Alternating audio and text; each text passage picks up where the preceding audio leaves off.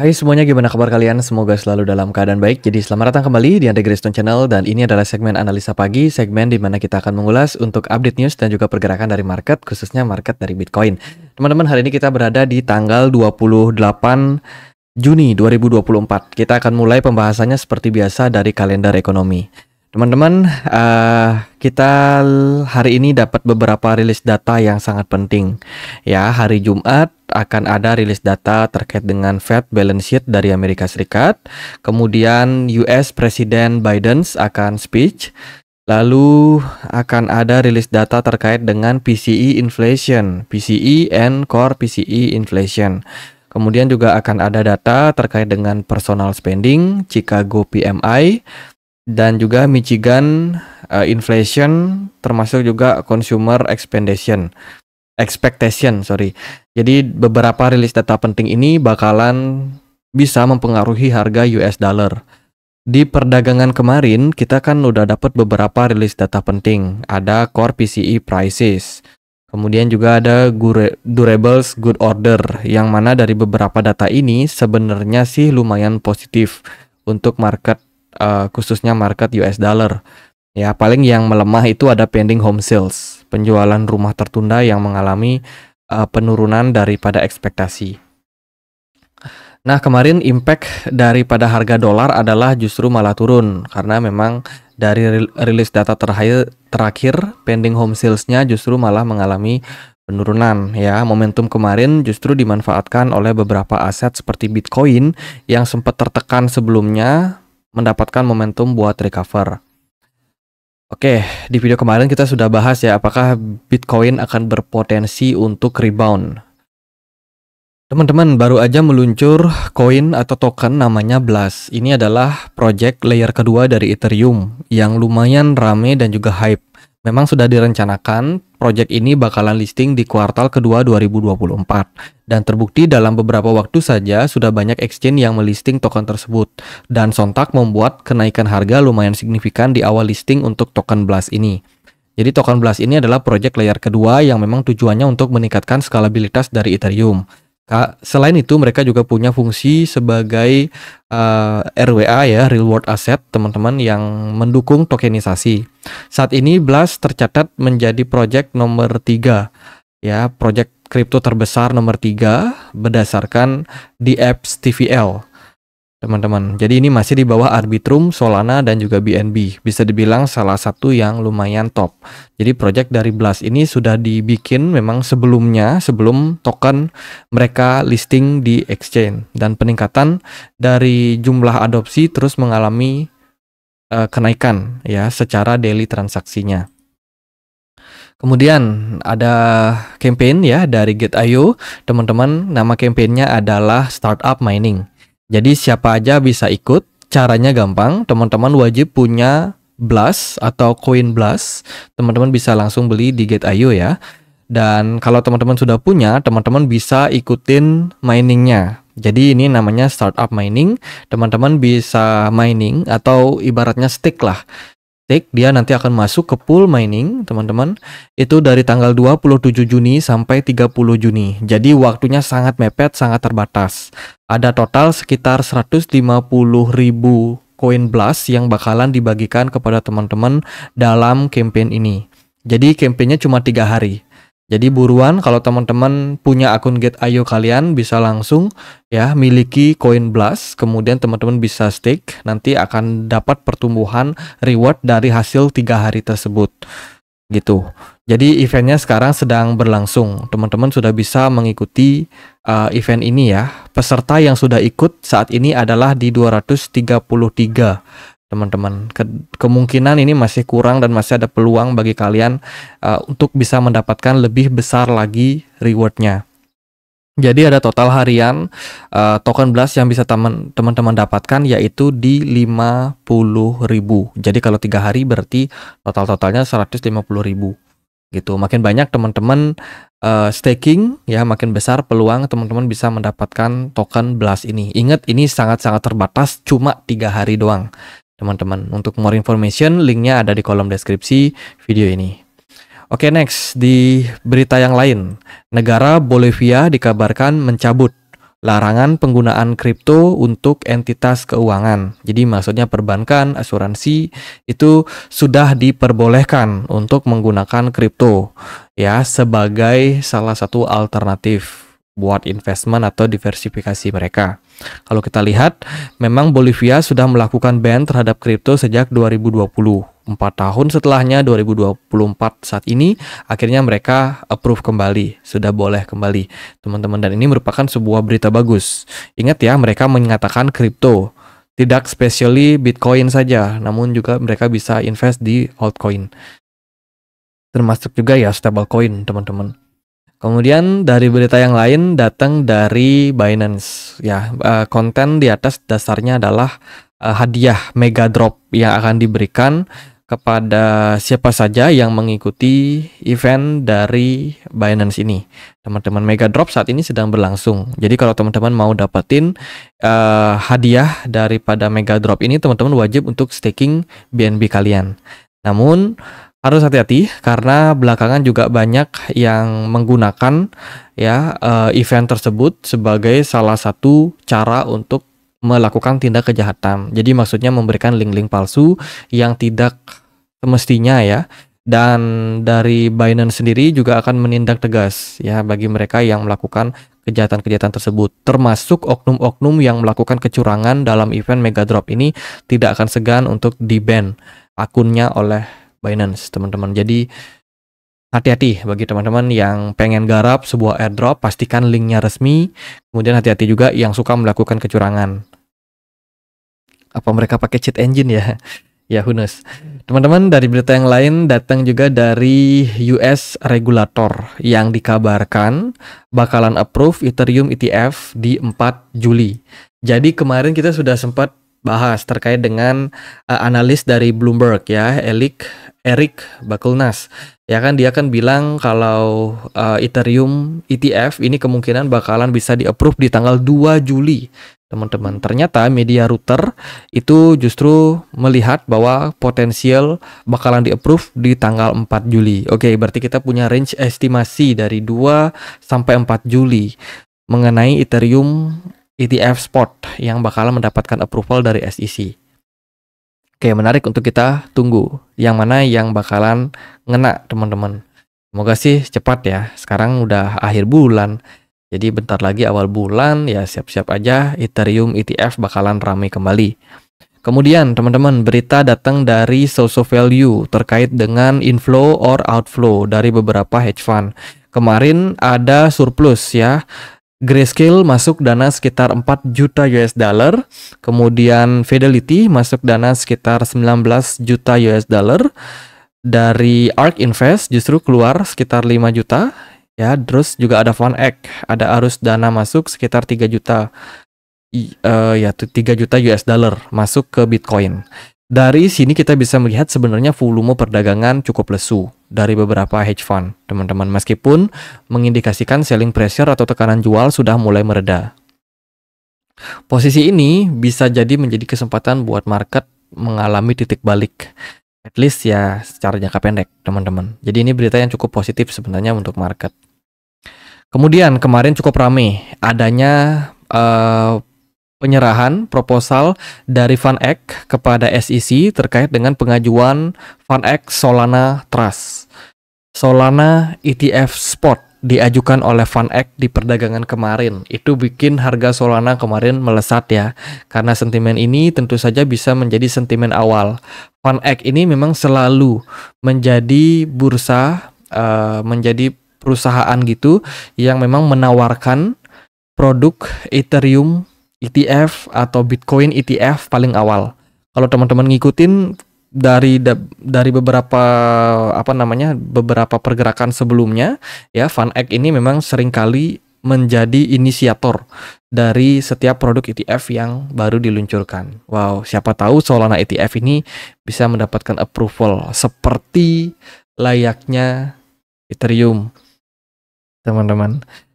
Yang aku agak bingungkan ya, apakah nih ini kira-kira ya teman-teman, menurut kalian gimana nih? Apakah meme coin dengan tema ETF itu bisa di-approve juga ya?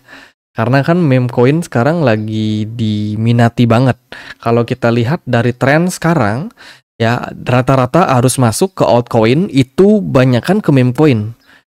Yang kedua itu baru masuk ke real world asset. Yang ketiga baru AI dan sisanya sebagian-sebagian narasi-narasi yang lain. Artinya adalah meme coin ini nggak bisa dianggap sebelah mata, teman-teman. Pertanyaannya apakah ya meme coin suatu saat bisa menjadi ETF spot juga atau tidak, atau justru mereka cuma mengincar big cap saja, seperti yang paling besar kan Bitcoin, Ethereum, ya Solana, BNB mungkin nggak termasuk karena dia termasuk token exchange. Ya nextnya mungkin apa Cardano atau XRP. Ya itu teman-teman, kita akan lihat gimana perhitungan atau bagaimana cara hedge fund ini memilih produk ETF yang mereka bisa tawarkan. Next teman-teman, berita datang dari pengawas keuangan Denmark atau OJK ya OJK-nya Denmark. Itu dikabarkan bakalan menghapus dompet yang di-hosting Bitcoin dengan alasan kekhawatiran atas aktivitas platform kripto yang tidak diatur. Ini mereka menyoroti peraturan yang sudah dibikin oleh MiCA. MiCA ini adalah regulasi teman-teman dari Uni Eropa untuk perdagangan aset digital, termasuk juga kripto di dalamnya. Gitu. Jadi sekarang mereka akan mengurangi nih kepemilikan dari mereka punya aset ya, terutama yang ada di wallet-wallet yang tidak di-hosting. Kemudian berita datang dari Manta Network. Kemarin Manta dapat sentimen bagus terkait dengan BlackRock, teman-teman. Jadi beritanya adalah stablecoin bernama WUSDM itu diterapkan oleh Mountain Protocol di Manta Pacific. Kini didukung oleh dana build dari BlackRock dan juga difasilitasi melalui securities. Ya, agent transfer BlackRock dan juga platform transaksi untuk build. Hal ini menandai babak baru pertumbuhan jangka panjang keamanan dari semua pemegang WUSDM.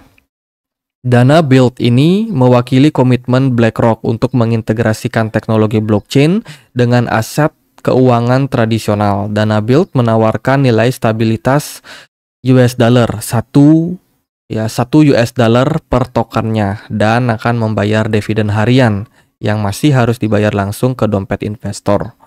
Jadi ini berita bagus terkait dengan peningkatan ekosistem. Akhirnya si Manta nggak diejek lagi ya, kemarin diejek-ejek nih Manta gara-gara harganya drop. Wah, siapa investor di balik Manta? Nah itulah teman-teman. Jadi sekarang udah dapat berita bagus si Mantanya. Apakah ini bakalan memberikan impact yang positif secara jangka panjang atau ini mungkin cuma sentimen sesaat aja? Ya yang pasti harga Manta di perdagangan kemarin juga sudah melesat sekitar 10%. Kemudian berita datang dari China ya. Ini adalah salah satu guru besar dari China yang bernama Wang Yang, wakil presiden Universitas Science and Technology di Hong Kong. Ya, dia mengatakan bahwa tidak bijaksana melarang penambangan kripto dan menyerahkan pendapatan pajak sebesar 4 miliar kepada Amerika Serikat. Jadi ini adalah sebuah pendapat, opini ataupun perkataan gitu ya teman-teman terkait dengan larangan dari China terhadap mining pada Bitcoin beberapa tahun silam ya, yang menyebabkan sentimen cenderung negatif untuk market kripto waktu itu, sempat Black Swan juga. Dan China sendiri meskipun melakukan hal tersebut ya, inovasi masih cukup banyak terkait dengan kripto dan juga perkembangannya. Bahkan China kadang-kadang memiliki jumlah kepemilikan aset kripto yang juga lumayan besar, teman-teman. Penambangan sampai saat ini masih tetap berlangsung. Dan ini dikritisi teman-teman.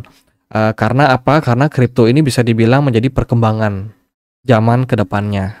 Teknologi blockchain, kripto itu tidak bisa dilepaskan sama sekali. Gitu. Selain itu dia juga menyinggung terkait dengan inovasi yang ada di market ya. Inovasi yang ada di market terutama untuk Hong Kong. Hong Kong kan sekarang udah mulai membuka diri terkait dengan beberapa perusahaan manajer investasi yang sudah meluncurkan ETF. Ya, ETF spot, baik itu Ethereum ataupun Bitcoin di sana. Sehingga ya harus didukung, teman-teman. Ekosistem kriptonya harus didukung, nggak bisa ambil sepihak-sepihak. Gitu. Jadi ini bisa menjadi salah satu berita bagus sebagai sebuah dukungan, ya kan, dari salah satu universitas yang nantinya akan berpengaruh kepada para lulusan-lulusannya juga, teman-teman, yang bakalan berkecimpung di dunia kripto. Jadi ibaratnya ini adalah awal yang baik, karena segala sesuatu kan berasal dari dunia pendidikan ya. Gitu, teman-teman. Oke, lalu gimana nih implikasi terhadap market? Kemarin sebenarnya kita sudah sempat bahas terkait dengan potensi Bitcoin ya, menyelesaikan fase corrective wave setelah kita kemarin terlihat ya rising wedge pattern, breakdown, ABC corrective wave, dan sekarang udah waktunya buat recover buat market. Volume perdagangan di perdagangan kemarin lumayan meningkat, RSI lumayan naik, namun ingat smart money-nya belum cukup terlihat. Artinya adalah memang ada potensial kenaikan harga terjadi pada Bitcoin dalam jangka waktu pendek, namun tekanan jual masih akan sangat berpotensi, teman-teman. Jadi ibaratnya kita jangka pendek ini potensi naik, cuman naiknya itu mungkin nggak bakalan strong. BTC dominance di perdagangan kemarin turun. Aku perhatikan ada poin yang cukup menarik dari BTC dominance ini, teman-teman. Kenapa demikian? Karena BTC dominance ternyata sudah mulai jebol level resistance yang kita sebut sebagai level resistance keramat yang sejak 2022 ya, itu belum sama sekali di breakdown. Nah ini dia. Kalau kita coba zoom out, pergerakan dari Bitcoin dominance saat ini dia melemah. Di sini dia breakdown dari trend line, teman-teman. Trend line yang sangat-sangat direspect selama 2022 terakhir. Nah ya pokoknya itulah.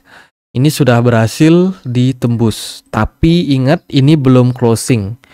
Ya, belum closing, artinya masih ada kemungkinan beberapa jam sisa untuk dia malah balik naik lagi dan closing di atas, teman-teman. Tapi sementara penurunan dari BTC dominance ini bisa dimanfaatkan dengan baik oleh beberapa altcoin untuk recover. Kemarin Doge naik sekitar 4%, Kaspa lanjut naik 3%, lalu ada Litecoin naik 3%, Solana naik 9% ya, sentimen dari ETF. Kemudian ada Polkadot naik 8%. Ondo Finance ya masih lesu, teman-teman. Manta kemarin ada sentimen bagus, dia naik 9%. Toncoin naik, berpeluang ngetes di level $8 nih untuk Toncoin. Ya, jadi itu beberapa altcoin mengalami fase recover. Memang kalau kita perhatikan secara teknikal, kebanyakan kripto saat ini lagi berada di level supportnya dan berpeluang untuk bouncing. Dan ternyata betul, teman-teman. Sekarang kemana arah dari Bitcoin? Kalau kita memperhatikan, kita butuh lihat closing time frame daily hari ini. Ya, sebenarnya sih pergerakan Bitcoin nggak terlalu menarik sih menurut saya. Kenapa? Karena closing time frame daily kemarin itu kita dapat satu candle merah. Ya, jika hari ini kita bisa closing di atas level 62.000, maka itu merupakan sentimen yang bagus, teman-teman, untuk kelanjutan kenaikan jangka pendek untuk Bitcoin. Ya, tapi kalau untuk apakah dia bakalan kembali naik tinggi atau enggak, ya kita serahkan kembali kepada market. Hari ini ingat kita dapat rilis data terkait dengan PCE inflation. Data ini bakalan sangat-sangat berpengaruh. Kalau kita lihat dari forecast-nya, PCE inflation secara year on year diprediksi bakalan turun dari 2,7% menjadi 2,6%, dengan core yang juga diprediksi turun ke 2,6%. Jika data ini beneran real, beneran inflasinya turun, maka siap-siap US dollar, indeks dolar bakalan drop, dan itu akan ada potensi buat market Bitcoin atau gold ataupun juga saham S&P 500 mengalami kenaikan. Karena kita semakin dekat sama yang namanya pivot, teman-teman. Sekarang kita lagi nunggu inflasi turun nih. Dan kalau kita lihat dari rilis data, semoga aja ya sesuai dengan konsensus inflasinya turun. Itu. Jadi ya pergerakan Bitcoin bakalan sangat-sangat ditentukan oleh data tersebut. Kalau kita perhatikan di time frame yang lebih kecil, pergerakan Bitcoin sebenarnya cenderung lesu. Di time frame 4 jam, sebenarnya kita potensial untuk recover terlebih dahulu. Running untuk wave 1, kemudian sedikit koreksi ke wave 2, wave 3, wave 4, wave 5. Teman-teman, sekarang sih still on progress, meskipun aku melihat progresnya ini agak-agak kurang begitu meyakinkan. Ya, pergerakan smart money sempat muncul tapi hilang kembali. Ini berarti smart money juga belum terlalu confidence dengan harga pada Bitcoin saat ini, ataupun dengan animo dari masyarakat atau dari trader saat ini, teman-teman. Jadi belum terlalu yakin juga. Jadi semuanya wait and see nih. Sepertinya menunggu data dari ini, PCE inflation. Gitu. Jadi ya mungkin sabar-sabar dulu aja. Kalau harapan saya sih sesuai forecast, pergerakan harga menguat, ya kan? Ya, sehingga Bitcoin dan juga altcoin yang lain bisa mengalami recover harga gitu. Jadi saya sendiri sudah cicil lagi ya, mumpung akhir bulan ya kan, yang gajian, ya selamat gajian. Nih, jangan lupa disisihkan buat DCA karena rata-rata pasti nyangkut ya kan. Jadi manfaatkan momen koreksi, momen-momen seperti ini nggak akan datang 2 kali, teman-teman. Jadi ya meskipun udah cukup lama ya koreksinya, tapi tetap harus dimanfaatkan, tetap harus disyukuri. Beberapa kripto aku perhatikan kayak Matic ini pelan-pelan membuat bullish divergence di RSI-nya ya. Jadi memang nggak naik tinggi sementara ini, namun fase-fase koreksi ini adalah fase yang cukup relate, yang cukup make sense kalau teman-teman mau cicil barang saat ini. Ya gitu aja deh paling buat update kali ini, semoga videonya bisa bermanfaat. Teman-teman, kita punya komunitas diskusi di Telegram, tempat aku untuk update berita-berita terbaru tentang market crypto. Bagi teman-teman yang mungkin mau join, ya bisa cek link yang ada di kolom deskripsi video ini. Jadi gitu aja, akhir kata saya Andre, makasih.